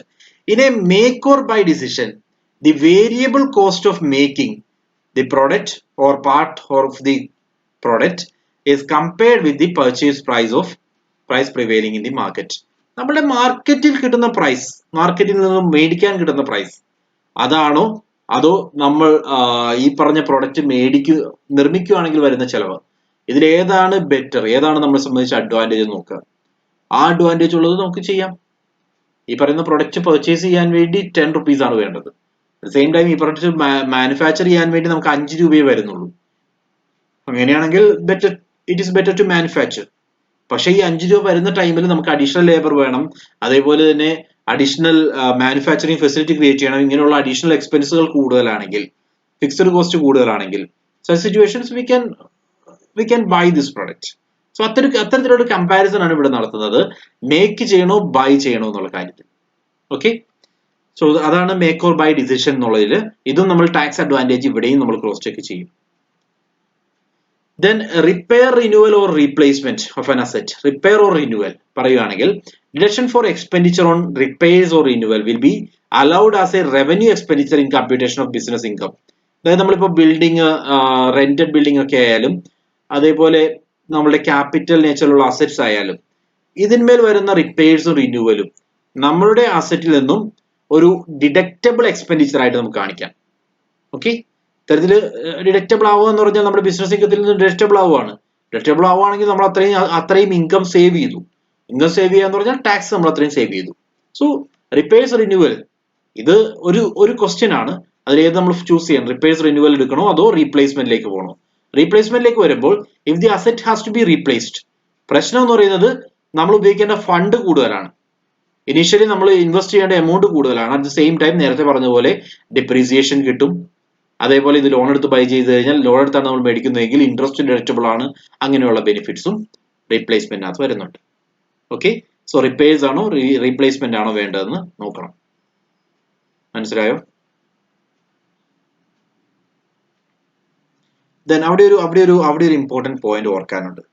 അതായത് ഈ ഒരു point ഓർക്കണം. It should be noted that if repairs expenditure are of capital nature, it shall not be allowed as a deduction either under section 30, 31 or 37. So section 30 പ്രകാരമുള്ള deductions നമ്മൾ പറഞ്ഞു സ്റ്റാൻഡേർഡ് ഡിഡക്ഷൻസ് ആണ്. Deductions hello ചെയ്യില്ല. Okay, ഇത്തരത്തിലൊരു repair വരുവാണ്. Repair എന്ന് പറയുന്നത് capital നേച്ചറിലുള്ള repair ആണ്. റവന്യൂ റിപ്പയേഴ്സിന് മാത്രമേ ഡിഡക്ഷൻ അനുവദിക്കൂ. ക്യാപിറ്റൽ നേച്ചറിലുള്ള റിപ്പയർ വരുവാണെങ്കിൽ അതിന് ഡിഡക്ഷൻ അനുവദിക്കില്ല. ഇതൊക്കെ നമ്മൾ നോക്കുന്നതാണ്. ഇതൊക്കെ നോക്കിയിട്ടായിരിക്കും ടാക്സ് പ്ലാനിങ് നമ്മൾ നടത്തുന്നത്. ഓക്കെ, അതൊന്ന് ഓർത്തേക്കുക. ദെൻ എംപ്ലോയിയുടെ റെമ്യൂണറേഷനുമായി ബന്ധപ്പെട്ട ടാക്സ് പ്ലാനിങ്. എംപ്ലോയിയുടെ റെമ്യൂണറേഷനുമായി ബന്ധപ്പെട്ട് ചിന്തിക്കുമ്പോൾ എംപ്ലോയറുടെ വ്യൂ പോയിന്റ് നോക്കുക ആദ്യം. So while calculating the business income of the employer, the remuneration payable to the employee in whatever form should be fully deductible. Otherwise, the employer will have to pay tax on such a remuneration also, as the same will not be allowed as deduction while computing his business income. So in some cases, the employer shall have to pay fringe benefit tax on certain benefits given to the employees. So basically, employees കൊടുക്കുന്ന ബെനിഫിറ്റുമായി ബന്ധപ്പെട്ട് എംപ്ലോയറുമായി ബന്ധപ്പെട്ട് ചിന്തിക്കുകയാണെങ്കിൽ first thing നിങ്ങൾ ഓർക്കേണ്ടത്, ഒന്നാമതായിട്ട് ഈ business income calculate ചെയ്യുമ്പോൾ തന്നെ, ബിസിനസ് ഇൻകം കാൽക്കുലേറ്റ് ചെയ്യുമ്പോൾ നമ്മളൊരു പ്രോഫിറ്റ് ആൻഡ് ലോസ് അക്കൗണ്ട് വരച്ചാൽ തന്നെ അതിനകത്ത് നെറ്റ് പ്രോഫിറ്റ് കിട്ടുന്നുണ്ട്. ആ നെറ്റ് പ്രോഫിറ്റ് എന്ന് പറയുന്നത് ഓൾറെഡി സാലറി കുറച്ചതിന് ശേഷമാണ്, എംപ്ലോയീസിന് കൊടുത്തിട്ടുള്ള ബെനിഫിറ്റ് കുറച്ചതിന് ശേഷമാണ് നെറ്റ് പ്രോഫിറ്റ് വരുന്നത്. റൈറ്റ് ആണല്ലോ? സോ ഈ പറയുന്ന ബിസിനസ് ഇൻകത്തിൽ നിന്നും ഓൾറെഡി അലോ ചെയ്യേണ്ട, ഇനിഷ്യൽ സ്റ്റേജിൽ തന്നെ അലോ ചെയ്യേണ്ട എക്സ്പെൻഡിച്ചർ ആണ് സാലറി പോലുള്ള എക്സ്പെൻഡിച്ചർ. പക്ഷേ അങ്ങനെ ഒരു എമൗണ്ട് അലോ ചെയ്തിട്ടില്ലെങ്കിൽ, സാലറി എമൗണ്ട് കാണിച്ചിട്ടില്ലെങ്കിൽ പിന്നീട് ടാക്സ് പർപ്പസിന് ഡിഡക്ഷൻ അനുവദിക്കില്ല. അത് ആദ്യം തന്നെ കാണിക്കണം. അത് തന്നെ ഡിഡക്ട് ചെയ്തതിന് ശേഷം മാത്രമേ നമ്മൾ taxable income or business income കണ്ടുപിടിക്കാൻ പാടുള്ളൂ. ഓക്കെ, അതാണ് ഫസ്റ്റ് തിങ് ഓർക്കേണ്ടത്. അതോടൊപ്പം തന്നെ ചില കേസുകൾ നമ്മൾ ഫ്രിഞ്ച് ബെനിഫിറ്റ് ടാക്സ് പേ ചെയ്യേണ്ടി വരും. എംപ്ലോയീസിന് വല്ല അഡീഷണൽ ബെനിഫിറ്റ്സും കൊടുത്തിട്ടുണ്ടെങ്കിൽ ആ അഡീഷണൽ ബെനിഫിറ്റ്സ് കൊടുത്തതിന്റെ പേരിൽ അഡീഷണൽ ടാക്സ് ഇമ്പോസ് ചെയ്യപ്പെടും. ഓക്കെ, അതും എംപ്ലോയർക്ക് വരുന്ന ഒരു അഡീഷണൽ ബർഡൻ ആയിരിക്കും. അതനുസരിച്ചായിരിക്കും പ്ലാനിങ് ഇവിടെ നടത്തേണ്ടത്. Let's move on. ഇനി എംപ്ലോയിയുടെ കേസ് പറയുകയാണെങ്കിൽ section 10 subsection 10 exemption in case of death cum retirement gratuity. 10 subsection 10A exemption in case of commuter pension. എംപ്ലോയിയുടെ കേസിൽ 2 എക്സംഷൻസ് ആണ് പറയേണ്ടത്. ഒന്നാമതായിട്ട് ഗ്രാറ്റുറ്റി ആയിട്ട് ബന്ധപ്പെട്ടുള്ള എക്സംഷൻ വരുന്നുണ്ട്. അതേപോലെ തന്നെ കമ്മ്യൂട്ടർ പെൻഷനുമായി ബന്ധപ്പെട്ട് എക്സംഷൻ വരുന്നുണ്ട്. ടാക്സിന്റെ കേസിൽ നമ്മൾ ഇത് രണ്ടും പറഞ്ഞാണ്. Okay, gratuity, commuter pension. So salary received by the employee, whether in cash or kind, should attract minimum income tax liability. So ഇദ്ദേഹത്തിന് tax liability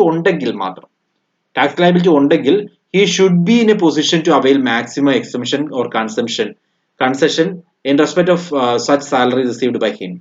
Some of the exceptions and concessions available to employee under the act are. So normally ഒരു എംപ്ലോയിക്ക് കിട്ടുന്ന exceptions നമ്മളതെല്ലാം already income from salary പറഞ്ഞപ്പോൾ discuss ചെയ്ത topics ആണ്. സാലറിയുമായി ബന്ധപ്പെട്ട് എംപ്ലോയിക്ക് എന്തൊക്കെ ഡിഡക്ഷൻസ് കിട്ടുന്നുണ്ട്. സോ റീട്രെഞ്ച്മെന്റ് കോമ്പൻസേഷൻ ആണെങ്കിൽ എത്രയാണ്, അതേപോലെ ഡിഫറെന്റ് കോമ്പൻസേഷൻ വോളണ്ടറി റിട്ടയർമെന്റ് ടൈമിൽ, അല്ലെങ്കിൽ സ്പെസിഫൈഡ് ഇൻകം നോട്ടിഫൈഡ് ലൈക്ക് പെർക്യൂസിറ്റിന്റെ കേസിൽ, അലവൻസസിന്റെ കേസിൽ, ഇവിടെയൊക്കെ വരുന്ന ഡിഡക്ഷൻസ് നമ്മൾ ഓൾറെഡി പറഞ്ഞതാണ്. അതാണ് ഇവിടെ എക്സ്പ്ലെയിൻ ചെയ്തിരിക്കുന്നത്. സോ എംപ്ലോയിക്ക് കിട്ടുന്നത് ഇത്തരത്തിലുള്ള ബെനിഫിറ്റ്സ് ആണ്. Then there are some questions. നിങ്ങൾ അത് നോക്കണം. മെറ്റീരിയൽ ഞാൻ ഷെയർ ചെയ്യാം. ആൻഡ് കുറച്ച് ക്വസ്റ്റ്യൻസ് ഞാൻ ഇട്ടിട്ടുണ്ട്, അതൊന്ന് വായിച്ചു നോക്കണം. ട്രൈ ചെയ്യാൻ ആൻസർ ചെയ്യാൻ. ദെൻ ഇന്ന് ഞാനിപ്പോൾ നിങ്ങൾക്ക് ആ ലിങ്ക് ഷെയർ ചെയ്തതുപോലെ തന്നെ എല്ലാ മെറ്റീരിയൽസും ഒരു ഡ്രൈവ് ക്രിയേറ്റ് ചെയ്തിട്ട് ഞാൻ അതിനകത്ത് ഷെയർ ചെയ്യാം. സോ ദാറ്റ് നിങ്ങൾക്ക് ഈസി ആക്സസിബിലിറ്റി ഉണ്ടാവുമല്ലോ. വാട്സപ്പിലേക്ക് ചെയ്യുന്നതാണോ ഡ്രൈവിലേക്ക് ചെയ്യുന്നതാണോ ബെറ്റർ? നിങ്ങളുടെ പ്രിഫറൻസ് എന്താണ്?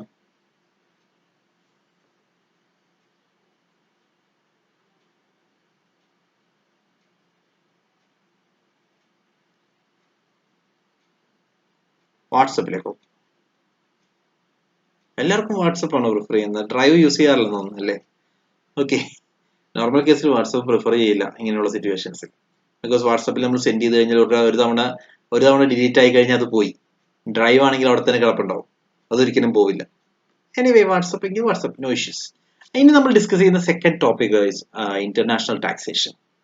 ഓക്കെ, ഇന്റർനാഷണൽ ടാക്സേഷൻ എന്ന് പറയുന്നത് ക്രോസ് ബോർഡർ മൂവ്മെന്റുമായി ബന്ധപ്പെട്ട് വരുന്ന ടാക്സേഷൻ ആണ്. ഇന്ത്യയിൽ നിന്ന് പുറത്തേക്ക് വരുന്നു, അല്ലെങ്കിൽ പുറത്തുനിന്ന് ഇന്ത്യയിലേക്ക് വരുന്നു. ഈ സിറ്റുവേഷനിൽ ടാക്സ് ഇമ്പോസ് ചെയ്യുന്നു. ആ ടാക്സുമായി ബന്ധപ്പെട്ടാണ് ഇന്റർനാഷണൽ ടാക്സേഷൻ പറയുന്നത്. സോ ഇന്റർനാഷണൽ ടാക്സേഷൻ എന്ന് പറയുന്ന ഒരു ടോപ്പിക് നമ്മൾ ഇവിടെ പഠിക്കേണ്ട ആവശ്യമില്ല. ഈ ടാക്സേഷനുമായി നമ്മൾ മനസ്സിലാക്കേണ്ടത് there are two topics. First one is DTAA. DTAA എന്ന് പറഞ്ഞാൽ ഡബിൾ ടാക്സ് അവോയ്ഡൻസ് എഗ്രിമെന്റ്. രണ്ടാമതായിട്ട് ട്രാൻസ്ഫർ പ്രൈസിംഗ്. ഈ രണ്ട് ടോപ്പിക്കാണ് നമ്മൾ ഇവിടെ മനസ്സിലാക്കേണ്ടത് ഇന്റർനാഷണൽ ടാക്സേഷനിൽ നിന്നും. So first topic, double tax avoidance agreement എന്താണ്? So let's check. Double tax avoidance agreement is the tax treaty signed by two or more countries. രണ്ട് കൺട്രികൾ ഒരു കൺട്രിയിൽ നിന്ന് മറ്റൊരു കൺട്രിയിലേക്ക് പോകുമ്പോൾ രണ്ടിടത്തും ടാക്സ് ചെയ്യുന്ന ഒരു സിറ്റുവേഷൻ ഒഴിവാക്കാൻ വേണ്ടി രണ്ട് കൺട്രികൾ തമ്മിലുള്ള ധാരണയാണ് ആക്ച്വലി DTAA എന്ന് പറയുന്നത്. ഇന്ത്യക്ക് ഏതാണ്ട് 35 കൺട്രികളുമായിട്ട് ഡബിൾ ടാക്സ് അവോയ്ഡൻസ് എഗ്രിമെന്റ് ഉണ്ട്. റീസെന്റ് ഇന്ത്യ കെനിയ ആയിട്ടുള്ള ഡബിൾ ടാക്സ് അവോയ്ഡൻസ് എഗ്രിമെന്റ് പുതുക്കിയിരുന്നു. അതേപോലെ ചൈന ആയിട്ടുള്ള ഡബിൾ ടാക്സ് അവോയ്ഡൻസ് എഗ്രിമെന്റിൽ പുതുക്കി കുറച്ച് അമെന്റ്മെന്റ്സ് വരുത്തിയിട്ടുണ്ട്. ഓക്കെ, ഇതൊക്കെ റീസെന്റ് സംഭവിച്ചതാണ്. സോ വാട്ട് ഈസ് ദിസ് എന്ന് ചോദിച്ചു കഴിഞ്ഞാൽ it's key objective is that, എന്താണ് അതിന്റെ ബേസിക് ഒബ്ജക്റ്റീവ് എന്നുള്ളത് നോക്കുക. Tax payers in these countries can avoid being taxed twice for the same income. ഒരു ഇൻകത്തിന് 2 പ്രാവശ്യം ടാക്സ് പേ ചെയ്യുക. ഒരു ഇൻകത്തിന് ഇപ്പോൾ ഇൻഡിവിജ്വൽ ഇന്ത്യക്ക് പുറത്താണെന്ന് വിചാരിക്കാം. Let me tell you, you എയിൽ നിന്ന് ഏൺ ചെയ്ത ഇൻകം, ആ ഇൻഡിവിജ്വൽ ഇന്ത്യയിൽ വരുമ്പോൾ ഇന്ത്യ വീണ്ടും ടാക്സ് ഇമ്പോസ് ചെയ്യുകയാണ്. UAE ഓൾറെഡി ടാക്സ് ഇമ്പോസ് ചെയ്തിരുന്നു. സോ 2 തവണ അവിടെ സെയിം ഇൻകത്തിന് ടാക്സ് വരുവാണ്. ഓക്കെ, അത്തരത്തിലുള്ള സിറ്റുവേഷൻ ഒഴിവാക്കാൻ വേണ്ടിയാണ് double tax avoidance agreements create ചെയ്യുന്നത്. Okay, a DTAA applies in case where a taxpayer resides in one country and earns income in another. ഇതിന് താമസിക്കുന്നത് ഒരു കൺട്രിയിലാണ്, ഇൻകം ഏൺ ചെയ്യുന്നത് മറ്റൊരിടത്താണ്. സോ ഇൻകം ഏൺ ചെയ്യുന്നതും ഇതിന്റെ റെസിഡൻസും 2 കൺട്രീസ് ആണെങ്കിൽ ആ സിറ്റുവേഷൻസിൽ ഇൻകത്തിന് ഒറ്റ ടാക്സ് മതി എന്ന് തീരുമാനിക്കുന്നതിനെയാണ് ഡബിൾ ടാക്സ് അവോയ്ഡൻസ് എഗ്രിമെന്റ് എന്ന് പറയുന്നത്. സോ ഇത്തരത്തിലുള്ള എഗ്രിമെന്റ് എന്ന് പറഞ്ഞാൽ ദിസ് ഈസ് ബിറ്റ്വീൻ 2 കൺട്രീസ്, ഇന്ത്യയും ചൈനയും തമ്മിൽ, അല്ലെങ്കിൽ ഇന്ത്യയും കെനിയയും തമ്മിൽ, അല്ലെങ്കിൽ ഇന്ത്യയും അമേരിക്കയും തമ്മിൽ. ഇങ്ങനെയുള്ള എഗ്രിമെന്റ്സ് ഉണ്ടെങ്കിൽ മാത്രമേ ഇത് പോസിബിൾ ആവൂ. ആ എഗ്രിമെന്റ് പ്രകാരം ഒരാള് എവിടെയാണോ ഒറിജിനേറ്റ് ചെയ്യുന്നത് അവർ മാത്രം ടാക്സ് ഇമ്പോസ് ചെയ്താൽ മതി, മറ്റേയാൾ ഇമ്പോസ് ചെയ്യണ്ട എന്നുള്ളതാണ് ഈ എഗ്രിമെന്റ് കൊണ്ട് ഉദ്ദേശിക്കുന്നത്. So double taxation avoidance agreement can be either comprehensive to cover all sources of income or be limited to certain areas such as taxing of income from shipping, air transport, inheritance, etc. Like ചില ധാരണകൾ ഇത്തരത്തിലുള്ള DTAയിൽ ചില രാജ്യങ്ങൾ തമ്മിൽ എല്ലാ സബ്ജക്ട്സിലും ഉണ്ടാവും. എല്ലാ തരത്തിലുള്ള ഇൻകത്തിലും കവർ ചെയ്യുന്ന രീതിയിലാവും. മറ്റുള്ള രാജ്യങ്ങളിലേക്ക് വരുമ്പോൾ ചില സ്പെസിഫിക് ഏരിയാസിൽ മാത്രമേ ഉണ്ടാവൂ. ലൈക്ക് ഷിപ്പിംഗ് ഏരിയയുമായി ബന്ധപ്പെട്ട്, അല്ലെങ്കിൽ ട്രാൻസ്പോർട്ടേഷനുമായി ബന്ധപ്പെട്ട്, എയർ ട്രാൻസ്പോർട്ടുമായി ബന്ധപ്പെട്ട്, ഇൻഹെറിറ്റൻസുമായി ബന്ധപ്പെട്ട് ഇവിടെയൊക്കെ മാത്രമായിരിക്കും ഡബിൾ ടാക്സ് അവോയ്ഡൻസ് വരുന്നത്. Okay, so it can be based on the agreement. ആ എഗ്രിമെന്റ് പ്രകാരം 2 രീതിയിലും ആകാം. Then why this one is significant? അത് ഓൾറെഡി നമ്മൾ പറഞ്ഞു, ഇൻവെസ്റ്റ്മെന്റിനെ അത് അഫക്റ്റ് ചെയ്യുന്നുണ്ട്. ബിക്കോസ് 2 തവണ ടാക്സ് ചെയ്യപ്പെട്ട് കഴിഞ്ഞാൽ നമുക്ക് കിട്ടുന്ന ഇൻകത്തിനെ അത് നെഗറ്റീവായിട്ട് ബാധിക്കും. Okay, DTAs are intended to make country an attractive investment destination. ഇത്തരത്തിലുള്ള എഗ്രിമെന്റ് ഉണ്ടെങ്കിൽ ഇൻവെസ്റ്റ്മെന്റ് കൂടുതലായിട്ട് വരും. ബിക്കോസ് അവർക്ക് ഒരു തവണ പേ ചെയ്താൽ മതി, 2 തവണ അതിന്മേൽ ടാക്സ് ചാർജ് ചെയ്യില്ല. മറ്റൊരു രാജ്യത്തേക്ക് പോയി കഴിഞ്ഞാൽ DTAA ഇല്ലാത്ത രാജ്യത്താണ് നമ്മൾ ഇൻവെസ്റ്റ് ചെയ്യുന്നതെങ്കിൽ നമ്മളുടെ ഇൻകത്തിന്മേൽ 2 തവണ ടാക്സ് ഇമ്പോസ് ചെയ്യും. അത് അവോയ്ഡ് ചെയ്ത് ഒറ്റ ടാക്സിൽ ഒതുക്കാൻ വേണ്ടി ഇത്തരത്തിൽ എഗ്രിമെന്റ് ഉള്ള രാജ്യങ്ങളിലായിരിക്കും കൂടുതൽ ആളുകൾ ഇൻവെസ്റ്റ്മെന്റിന് പ്രിഫർ ചെയ്യുന്നത്. So first thing is that to make a country an attractive investment destination by providing relief and dual taxation. Dual taxation എന്ന് പറയുന്ന ഒരു ഇഷ്യൂ ഒഴിവാക്കാൻ സാധിക്കും. Then such relief is provided by exempting income and abroad from tax in the resident country, or providing credit to the extent taxes have already been paid abroad. So നമ്മൾ പുറത്ത് പേ ചെയ്ത tax വരെ നമുക്ക് exemption കിട്ടുക, അല്ലെങ്കിൽ പുറത്ത് already നമ്മൾ tax പേ ചെയ്താണെങ്കിൽ അതിന് വീണ്ടും ഇവിടെ ടാക്സ് പേ ചെയ്യാതിരിക്കുക, ആ ഒരു കൺസെപ്റ്റ് ആണ് ഡബിൾ ടാക്സ് അവോയ്ഡൻസ് എഗ്രിമെന്റുകൾ ഉദ്ദേശിക്കുന്നത്. Then, so DTAs also provide for concessional rates of tax in some cases. Fully exemption അല്ലാതെ concessional ratesനും, അതായത് മൊത്തമായിട്ട് ഒഴിവാക്കാതെ ചില രാജ്യങ്ങളിലേക്ക് വരുമ്പോൾ കുറച്ച് ടാക്സ് റേറ്റ് കുറയ്ക്കുന്ന സിറ്റുവേഷൻസും കാണാറുണ്ട് DTAയുമായി ബന്ധപ്പെട്ട്. Then, however, DTAA can become an incentive for even legitimate investors to route investment through low tax regimes to sidestep taxation. So basically നമ്മളിപ്പോൾ പറഞ്ഞ കേസ്, അതായത് ഇൻവെസ്റ്റ്മെന്റ് ചെയ്യുമ്പോൾ നമുക്ക് ടാക്സ് ബെനിഫിറ്റ് കിട്ടുന്ന രാജ്യത്തേക്കായിരിക്കും കൂടുതൽ ഇൻവെസ്റ്റ്മെന്റ് അട്രാക്ട് ചെയ്യുന്നത്. സോ ഇത്തരത്തിലുള്ള ഇൻവെസ്റ്റ്മെന്റ് ഡിസിഷനിലേക്ക് ആളുകളെ എത്തിക്കാനും DTAAs ഹെൽപ്ഫുൾ ആണ്. So that's all about double tax avoidance agreement. Clear ആണോ? Double tax avoidance agreement. Then next topic is transfer pricing. Transfer pricing എന്ന് പറയുന്ന കൺസെപ്റ്റ് കൊണ്ട് ഉദ്ദേശിക്കുന്നത് മറ്റൊരു രാജ്യത്ത് നിന്ന് ഇങ്ങോട്ടേക്ക് വരുമ്പോൾ, ഇന്ത്യയിൽ നിന്ന് മറ്റൊരു രാജ്യത്തേക്ക് പോകുമ്പോൾ, അല്ലെങ്കിൽ മറ്റൊരു രാജ്യത്ത് നിന്നും ഇങ്ങോട്ടേക്ക് വരുമ്പോൾ വരുന്ന അതുമായി വൺ സെക്കൻഡ്. ഓക്കെ,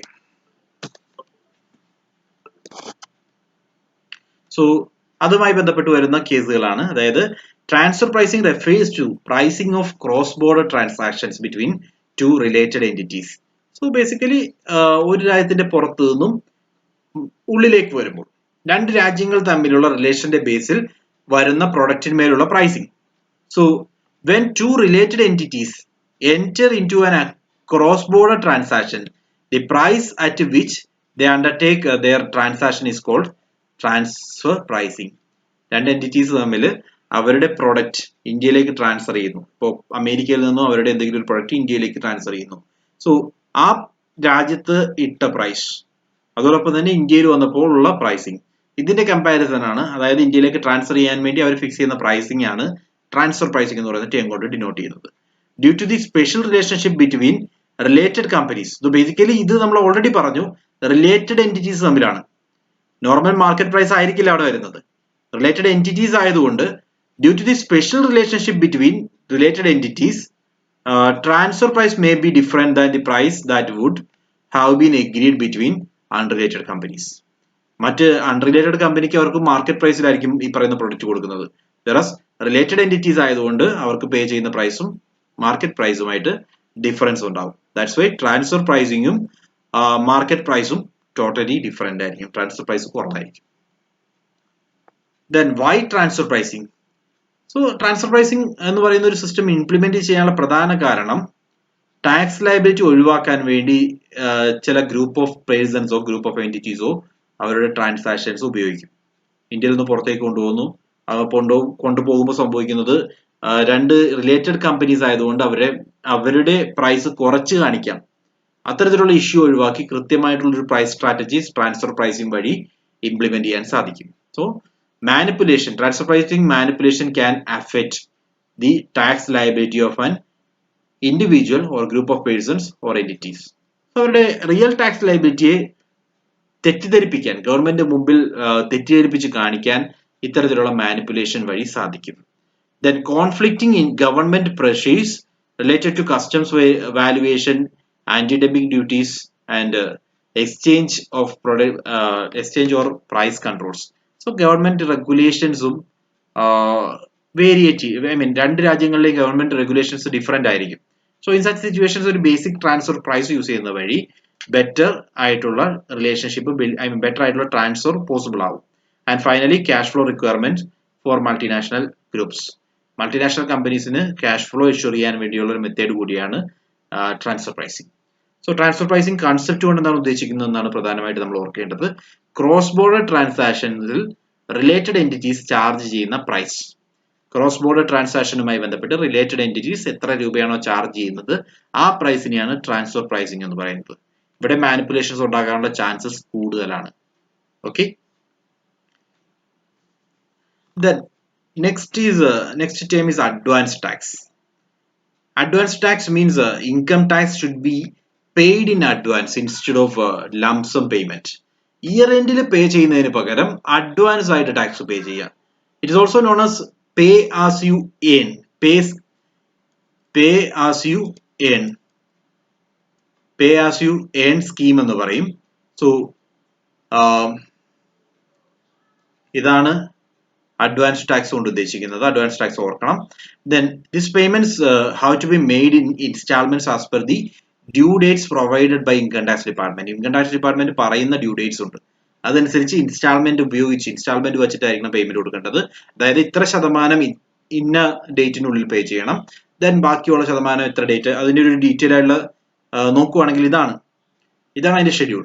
അതായത് അഡ്വാൻസ് ടാക്സ് പേ ചെയ്യേണ്ട പാർട്ടീസ് ആണെങ്കിൽ അവർ അഡ്വാൻസ് ടാക്സ് പേ ചെയ്യേണ്ട ഡ്യൂ ഡേറ്റ് ആണ് ഈ തന്നിരിക്കുന്നത്. On or before 15th June. 15th Juneന് മുമ്പ്. നോർമലി നമ്മൾ ടാക്സ് പേ ചെയ്യേണ്ടത് എപ്പോഴാ? അസസ്മെന്റ് ഇയറിലാണ്, റൈറ്റ് അല്ലേ? Income earned for the previous year is taxed on assessment year. Assessment ഇയറിലാണ് ടാക്സ് പേ ചെയ്യേണ്ടത്. പക്ഷേ അഡ്വാൻസ് ടാക്സ് എന്ന് പറഞ്ഞു കഴിഞ്ഞാൽ ഇൻകം ഏൺ ചെയ്യുന്ന ഇയർ തന്നെ ഇദ്ദേഹം പേ ചെയ്യണം. സോ അങ്ങനെ അഡ്വാൻസ് ടാക്സ് പേ ചെയ്യേണ്ടത് നോർമലി ഗവൺമെന്റ് എംപ്ലോയീസ് ഒക്കെ അത് പേ ചെയ്യണം. അഡ്വാൻസ് ടാക്സ് വരുമ്പോൾ ഡ്യൂ ഡേറ്റ് ഉണ്ട്. 15% income tax, 15% of the tax must be paid before 15th June. Then 45%, അതായത് ഈ 15% കുറച്ചിട്ട് ബാക്കിയുള്ളത് 15% 45% ആകണം മൊത്തം പേയ്മെന്റ്. സോ 45% 15th സെപ്റ്റംബറിനുള്ളിൽ പേ ചെയ്തിരിക്കണം. അതേപോലെ 75% 15th ഡിസംബറിനുള്ളിൽ പേ ചെയ്യണം. ദെൻ 100% ടാക്സും മാർച്ച് 15th മുമ്പായിട്ട് പേ ചെയ്യണം. സോ നോർമലി അസസ്മെന്റ് ഇയറിൽ പേ ചെയ്യേണ്ടതിന് പകരം ഇവിടെ പ്രീവിയസ് ഇയറിന്റെ എൻഡിനുള്ളിൽ തന്നെ കംപ്ലീറ്റ് ടാക്സ് ബേർഡനും അദ്ദേഹം പേ ചെയ്തിട്ടുണ്ടാവണം. ഇതാണ് അഡ്വാൻസ് പേയ്മെന്റ് കൊണ്ട് ഉദ്ദേശിക്കുന്നത്. സോ ഈ റെജീം നോർമലി ചോദിക്കാറുണ്ട്. ഈ ഒരു ഡിഫറെന്റ് ടൈം പീരീഡും അതിന്റെ പെർസെന്റേജും ഓർത്തേക്കാം. ദെൻ സോ ആരാണ് അഡ്വാൻസ് ടാക്സ് പേ ചെയ്യേണ്ടത്? Salaried employees, freelance, businesses. അവരുടെ ടോട്ടൽ ടാക്സ് ലയബിലിറ്റി 10,000-ൽ കൂടുതലാണെങ്കിൽ, ടാക്സ് ലയബിലിറ്റി ഒരു ഫിനാൻഷ്യൽ ഇയറിൽ 10,000-ൽ കൂടുതലാണെങ്കിൽ അവർക്ക് ഇത്തരത്തിൽ അഡ്വാൻസ് ടാക്സ് പേ ചെയ്യേണ്ടി വരും. Then presumptive income of business income കിട്ടുന്നു, സ്ഥിരമായിട്ട് വന്നുകൊണ്ടിരിക്കുകയാണ്, അവർക്ക് നല്ല രീതിയിൽ ഇൻകം കിട്ടുവാണ് എന്ന് പറയുന്ന ചില കാറ്റഗറീസ് ഉണ്ട്. Like the tax payer who have opted for presumptive taxation scheme under section 44 AD. അതായത് മുൻകൂട്ടി ടാക്സ് പേ ചെയ്തുകൊള്ളാം, ഏൺ ചെയ്യുമ്പോൾ തന്നെ ടാക്സ് പേ ചെയ്തുകൊള്ളാം എന്ന് എഗ്രി ചെയ്യുന്ന ടാക്സ് പേയർ, ബേസിക്കലി ബിസിനസ് ആണ്, ബിസിനസ് ഫേംസിന് അവരും അഡ്വാൻസ് ടാക്സ് പേ ചെയ്യണം. ഓക്കെ, അവരുടെ നോർമലി അഡ്വാൻസ് ടാക്സ് 1 ഇൻസ്റ്റാൾമെന്റിലായിരിക്കും. അതായത് 15th മാർച്ചിൽ നേരത്തെ പറഞ്ഞ രീതിയിൽ തന്നെ സ്കീം പ്രകാരം പേ ചെയ്യണം എന്നുള്ള രീതിയിലാണ്. 15th മാർച്ച് മുമ്പായിട്ട് മൊത്തം എമൗണ്ടും പേ ചെയ്യും.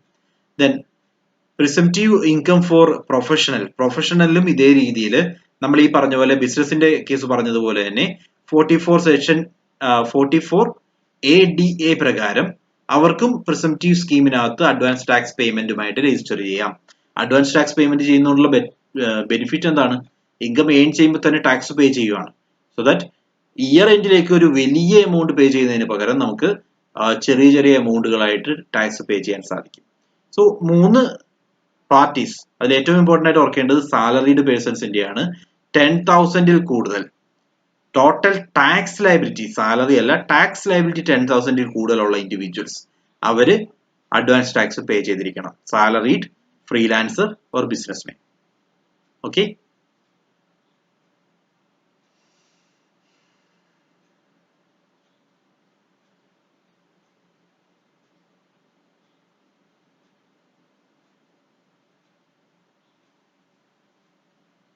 ഇവിടെ അഡ്വാൻസ് ടാക്സിൽ നിന്ന് നമുക്ക് എക്സെംപ്റ്റ് ചെയ്യാവുന്നവര് സീനിയർ സിറ്റിസൺസ്, 60 വയസ്സിന് മുകളിൽ പ്രായമുള്ളവർ, അതേപോലെ തന്നെ ബിസിനസ് റൺ ചെയ്യാത്ത ഇൻഡിവിജ്വൽസ്, ഇവരെയൊക്കെ അഡ്വാൻസ് ടാക്സിൽ നിന്ന് നമുക്ക് ഒഴിവാക്കാം.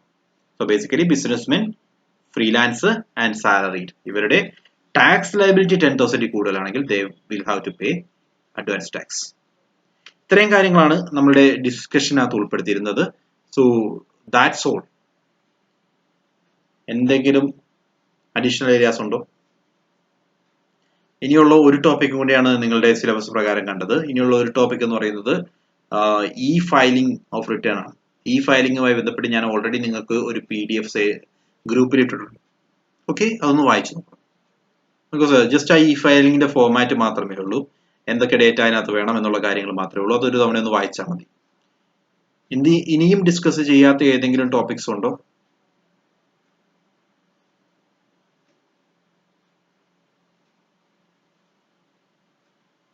പേപ്പർ 1 അല്ല ചോദിച്ചത്, പേപ്പർ 1 വേണ്ട, പേപ്പർ 2 മാത്രം. പേപ്പർ 1 ബിക്കോസ് നമ്മൾ ഇനി വരുന്ന തിങ്കളാഴ്ച തൊട്ട് 7 ദിവസങ്ങളിൽ എക്സ്ട്രാ എഫേർട്ട് കൊടുക്കുകയാണ്. എക്സ്ട്രാ എഫേർട്ട് എന്ന് പറഞ്ഞാൽ ഒരു ഇത്രയും ടൈം അതിനു വേണ്ടി സ്പെൻഡ് ചെയ്തുകൊണ്ട് തന്നെ ഓരോ ഫാക്കൽറ്റിയും മാക്സിമം എഫേർട്ട് എടുത്തിട്ടാണ് പേപ്പർ 1 നിങ്ങളുടെ മുമ്പിൽ മാരത്തോൺ സെഷൻസ് ആയിട്ട് കൊണ്ടുവരുന്നത്. സോ നിങ്ങളുടെ കോൺട്രിബ്യൂഷൻ ഉണ്ടാവണം. നിങ്ങൾ മാക്സിമം പാർട്ടിസിപ്പേറ്റ് ചെയ്യുക, മിസ്സാകാതിരിക്കുക. ഒരു കംപ്ലീറ്റ് റിവിഷൻ എന്നുള്ള രീതിയിൽ അത് ഉപയോഗിക്കാൻ പറ്റും. Okay, so that's it, right? Officially നമ്മളുടെ റെഗുലർ സെഷൻസ് ഇതോടുകൂടി വൈൻഡപ്പ് ചെയ്യുന്നു. ഇനിയുള്ളത് മാരത്തോൺ സെഷൻ മാത്രമാണ്. And all the best for your exams. Maximum effort എടുക്കുക. ആൻഡ് ഇത്തവണ തന്നെ എല്ലാവരും ക്വാളിഫൈ ചെയ്യണം. പിന്നീടത്തേക്ക് വയ്ക്കരുത്. ഇത്തവണ നമ്മൾ ക്വാളിഫൈ ചെയ്തേ പറ്റൂ എന്നുള്ള രീതിയിൽ മുന്നോട്ട് പോകാം. Thank you for your time.